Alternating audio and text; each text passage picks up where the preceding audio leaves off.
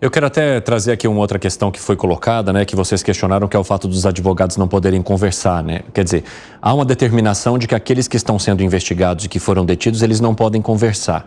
Mas também, junto com isso, a determinação de que sequer os advogados dessas pessoas poderiam trocar comunicação. Aí o que aconteceu? A OAB foi lá e pediu para que esse trecho seja revogado, para que pelo menos os advogados possam se comunicar. O que a OAB coloca? Tomamos essa medida porque é necessário assegurar as prerrogativas. Advogados não podem ser proibidos de interagir nem confundidos com os seus clientes.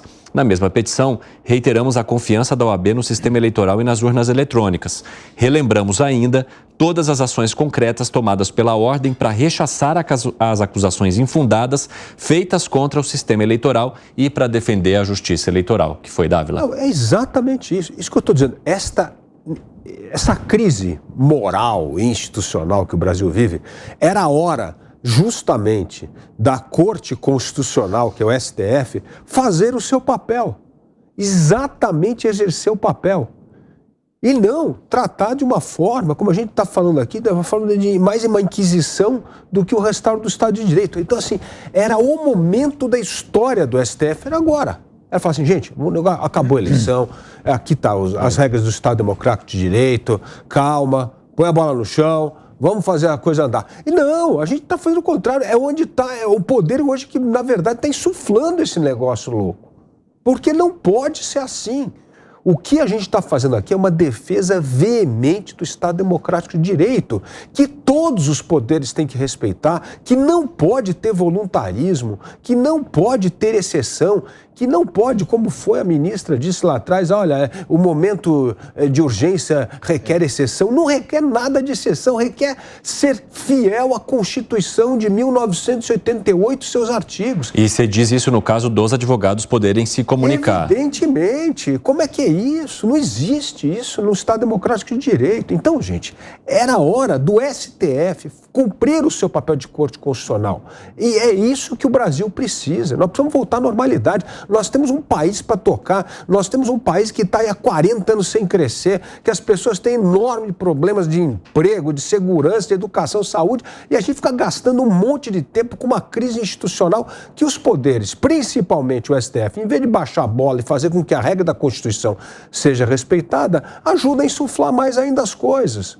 Ô Piperno, como é que você vê essa manifestação da OAB diante do fato dos advogados não poderem se comunicar? A OAB está mais que correta porque a medida é um tremendo absurdo. A medida, eu diria para você que é indecente, ela não é defensável sob hipótese alguma. Você pode proibir contatos, por exemplo, entre investigados, entre presos, enfim. Você não pode proibir contatos entre, enfim, advogados, eles são profissionais, eles não estão sendo processados, né? Em relação a eles não recai nenhum tipo de acusação de ônus. Então, isso é uma medida de força.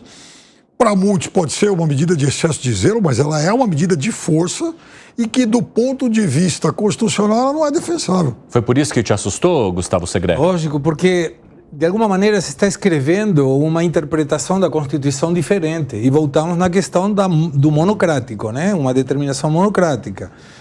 Quando tem um processo normal, você tem a primeira instância, um juiz investiga, dita a sentença, passa para a segunda instância. E nessas duas são utilizadas as provas materiais, provas documentais, provas de delações, de testemunhos e o que for.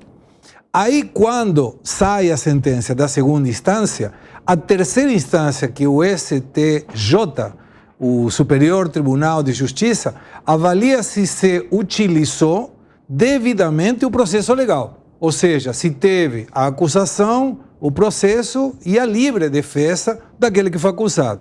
E, terminado isso, vai na quarta instância, que é o Supremo Tribunal Federal, que não investiga provas, como o Superior Tribunal de Justiça também. Ele não investiga provas da primeira e da segunda. Verifica se se corroborou, se se respeitou o processo legal.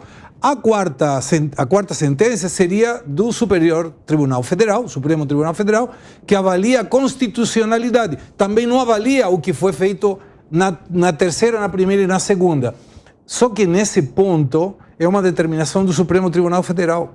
Não tem instância superior, não tem a quem apelar se alguma das partes sente que não foi coberto esse devido processo legal. Então é uma situação muito estranha e muito de risco para aqueles que estão sendo julgados. Tenho 20 segundos para você, Gani. Veja, a OAB está longe de ser simpática ao Bolsonaro ou à direita e ela está questionando, ela está coberta de razão. Isso fere o princípio do sistema da ampla defesa.